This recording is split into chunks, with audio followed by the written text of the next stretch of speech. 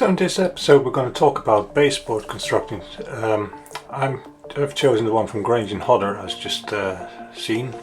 They arrived quite well packaged and completely undamaged, very neatly packed together, and they're very easy to construct as well, and I will show you that in 2 seconds. Here we go. Really can do this in a few minutes. I'm assembling it here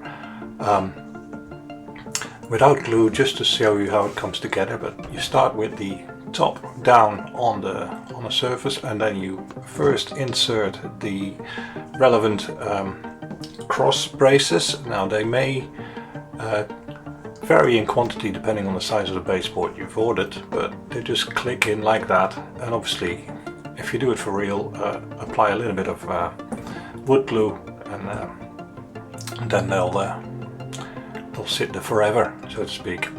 So after that, we're going to do the sides, both front and back, and again they all slot in neatly. No trouble here. They're really well made. The slots fit very well. It's fairly tight, as you can see. I'm struggling here a little bit to put it in, but really it's a bit like a 3D puzzle. It just clicks together, as you can see. And again, apply some glue as you go is possibly the best way. Make sure you have a nice, flat, clean, level surface. And I'm also demonstrating here that they are as high as I've built the storage yard behind it there. As I demonstrated in another video, I showed you how high I made, and this was the reason. I had to make sure that the modules fit, and I don't get any height differences between what I'm building in front and what I'm building at the rear. So again, the front clicks on like that, and again apply some glue. You could also use tiny little spikes similar to track spikes, but it all works quite well. And then we're gonna put the ends on. Same thing here. Now you may see the circles on either side. Those bits press out, and they are actually to be used as relocation dowels. I'll show you that in a moment. That makes you, helps you connecting 2 or more modules together, and they will have a good way of locating the right location, a right alignment, I should say. So as you can see, that's the entire board put together. As easy as that, pretty quick. So there are a few additional cross braces available if you want to apply them. That's these. They just slot together loosely like that, and you would apply them with some glue as well for extra rigidity. I show them putting them in here, but I am actually not fitting them straight away, and that is because I don't want to have too many obstructions at the bottom of the modules, whilst I'm locating the locations of turnout motors and other items like decoders and whatnot that you would normally mount on the bottom of modules. And these things will just make the fitting of that a bit more complicated.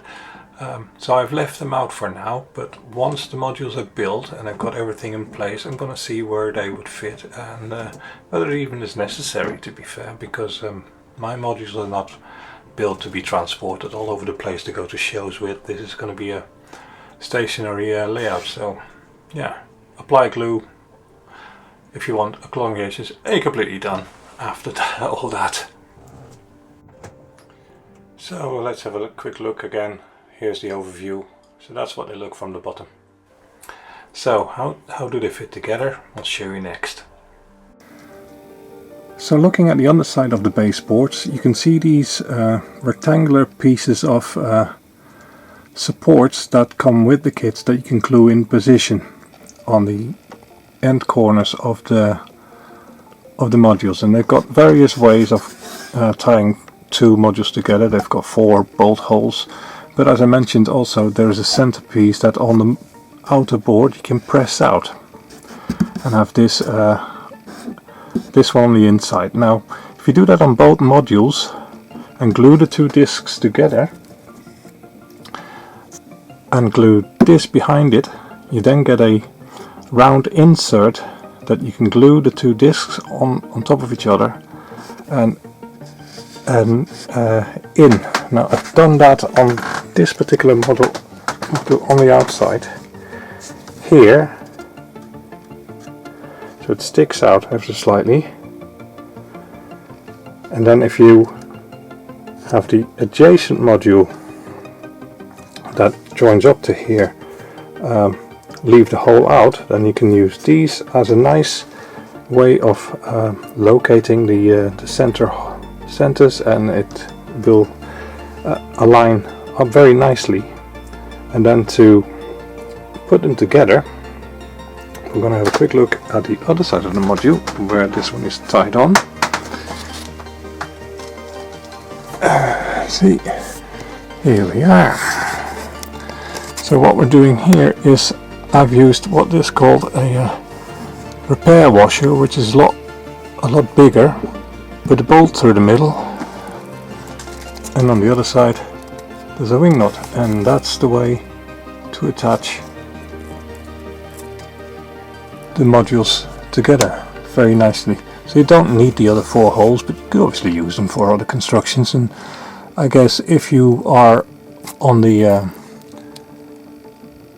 show circuit, you bring the modules to shows and things like that, you may want to use a few more bolts in there to make it absolutely rigid, because people might bump into it, even though, you know, you often ask them, don't touch anything, you know, look with your eyes, not with your hands.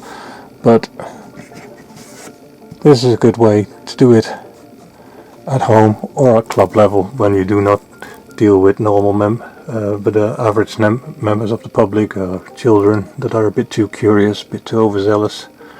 But that's how it comes together. All in all, I'm very happy with these Grainge&Hodder's baseboards.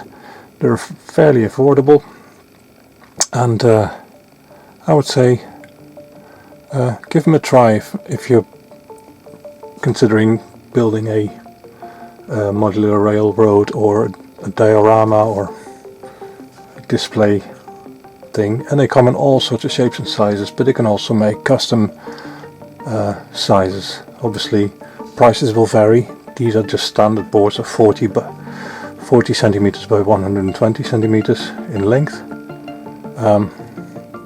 but they come in other sizes too. So see you next time.